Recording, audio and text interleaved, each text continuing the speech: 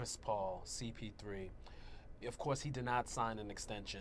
Of course, for his financial freedom, it would be best for him to sign after this season. Of course, that's why he did that. He was thinking of the dollars and cents. But can the Knicks get him? Is there a possibility? I think it's going to be challenging because I look at the salary cap issues that the Knicks have, and obviously having Melo, Amari, and Tyson really locked up in these three hefty salaries. One of those guys would have to go. Right? I think that Amari is really untradeable because of his contract. It's uninsured. He's getting up there in age. You know, he has three things that are uninsured: 2 knees and an eye. So I don't know if teams are really going to gamble on that. Tyson Chandler, I don't know if he's enough. I don't think the Knicks have enough backcourt presence. Maybe Iman Shumpert just develops ridiculously well, and maybe he's included. I don't think the Knicks want to give up Iman, though. I think he has a lot of potential and needs to really develop into an all-star, in my opinion. Yeah, absolutely. So and then like Melo, Alvin Robinson, right? Alvin Robinson, yeah. Yeah, and I think Melo is really untradeable as well. So I just think that where the trade assets coming from, and also where's the salary cap space coming from, because for all of a sudden James Dolan wanted to be conservative and not match Jeremy Lin for the money that he was going to be making that third year, $14 million. I was actually a little bit surprised because I feel like so what was your take on that situation? Well, I mean, and the impact financially for the Knicks? It's already making an impact. Right. I mean, I think in that third year we all know the story. Over $14 million in that third year, which would have put the Knicks in a huge luxury tax conundrum because you consider Amari, Carmelo, and Tyson. Then Lin, then the additional players that they would have to sign. It would put them at like $45-50 million above the salary cap, which is obviously a lot of money for any team. I mean, the Knicks are just a different kind of organization because they make a lot of money. Already. Obviously, we know that. So I was definitely surprised because, I mean, sources that I talked to and also Mark Stein, who was really on top of the story as well for ESPN.com, I mean, one source even told Mark that they would match up to $1 billion for Jeremy Lin. And people told me, I talked to agents, I talked to people around Jeremy Lin, like some of his trainers. I talked to his agent one day, Roger Montgomery. I mean, really the consensus was that they would match the offer. So all this happened really late. I almost wonder maybe there was something internally that we don't really know. Maybe the Knicks were incensed that Lin, was okay with the Rockets upping the offer, and maybe the Knicks and Lin didn't have great communication. Maybe that the Knicks were mad about that, and then maybe they felt that Raymond Felton was a financial steal. That Raymond Felton is still a really good point guard, and he had career highs in New York. Maybe they felt like we don't want to pay all this money, but we want to pay a guy who's 28 years old who can still do some things on the court. But at the end of the day, Lin is a marketing phenomenon. What he represents around the world, and he would bring in a lot of money, obviously. So I think it was a combination of financial and I think also basketball. I think that the Knicks really are in win now mode, and I think that getting Felton represents a guy that really already has 7 years experience under his belt, knows how to win, knows how to lead a team. So maybe they feel like Felton has something left. And but at the end of the day, I am still surprised. I mean, I'm not going to lie and say I'm not surprised. I mean, I think a lot of us are. I think even reporters, people around the game. But it's funny because once the Rockets upped their offer to $14 million, a lot of agents and people that I talked to, their opinions changed from when I first spoke to them. Right. They started telling me, "Yeah, you can't pay that guy that kind of money. Are you kidding? What is he showing? 25 games?" I even talked to Patrick Ewing in Washington D.C. for when Team USA was playing, and Patrick Ewing was like, "What has he proven 25 games? I wouldn't pay that guy that kind of money." This is Patrick Ewing talking. So. That seems to be probably somewhat of the vibe. But the thing with Jeremy Lin, his upside, the fact that in those 25 to 30 games, he changed the culture on the basketball court for that New York Knicks team. They were so lost. Like they were 8-15 when he came in to play against the Nets.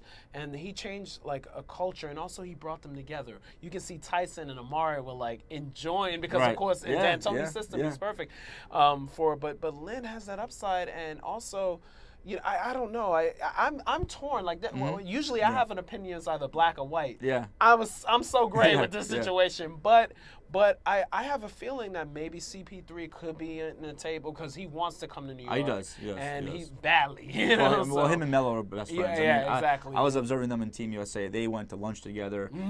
They're like hanging out together. They're sitting on the bench together. I mean, they really. I mean, they're both Jordan Brand athletes. So Jordan Brand would love them both in the same city, obviously. But they really are like. I mean, there's a lot of amazing players on Team USA, but I was observing the team a lot. Melo and Chris Paul are really always together. And I wanted to ask you, what is your take of Team USA so far?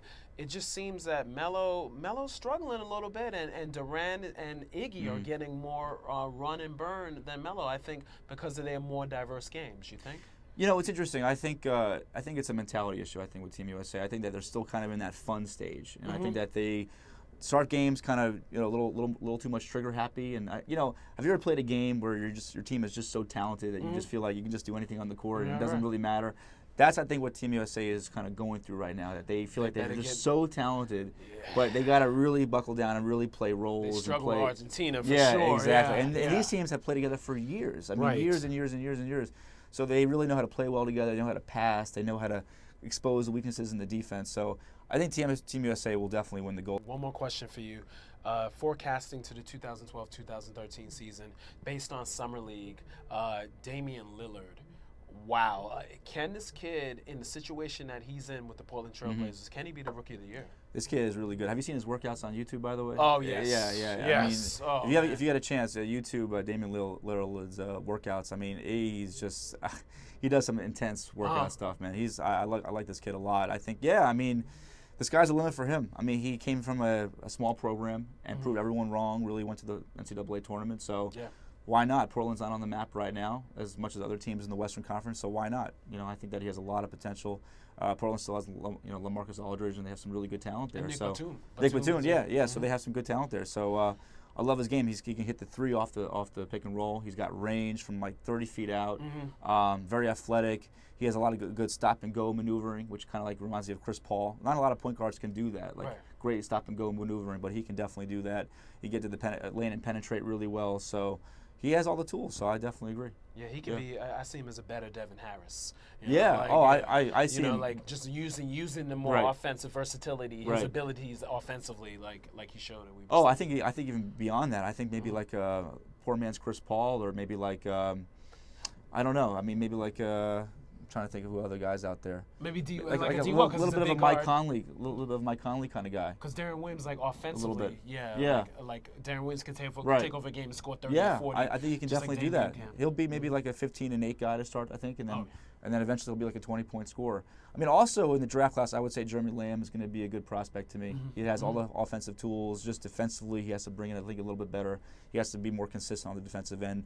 But he has all the right offensive makeup, and he's very skilled. He's very crafty. He's not a linear driver. He can stop and go, spin back, spin moves, step backs. I mean, he has all the offensive moves. So if he can bulk up a little bit too, I think it was a really good draft. There's so many guys, so many guards that really could, I think, set the tempo, even forwards too. It was a very deep draft. I think that a lot of kids have a lot of potential. Good veterans. Good veterans that can play roles. For sure.